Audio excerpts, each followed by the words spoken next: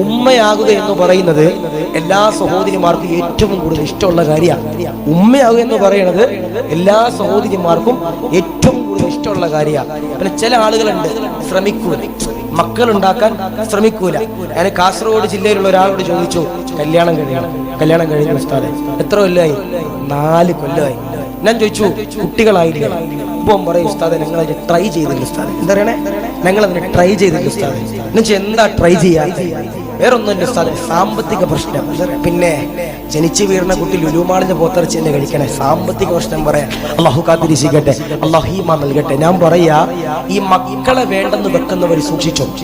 ചില ആളുകളുണ്ട് കല്യാണം കഴിഞ്ഞിട്ട് ആദ്യ രാത്രിയിൽ ഒരുമിച്ചിരുന്നെടുക്കുന്ന തീരുമാനം മക്കത്തും മദീനത്ത് പോകാനല്ല, 2 കൊല്ലം മക്കൾ കണ്ടു മസനഗുടി വഴി ഊട്ടിയിലേക്കൊക്കെ ഒന്ന് പോയി കറങ്ങി തിരിച്ചൊക്കെ വന്ന് മക്കളായ മതി എന്ന ചില ആളുകൾ പറയുന്നത്. അള്ളാഹു കാത്തിരിക്കട്ടെ, അള്ളാഹു ഈമാൻ നൽകി അനുഗ്രഹിക്കുമാറാവട്ടെ.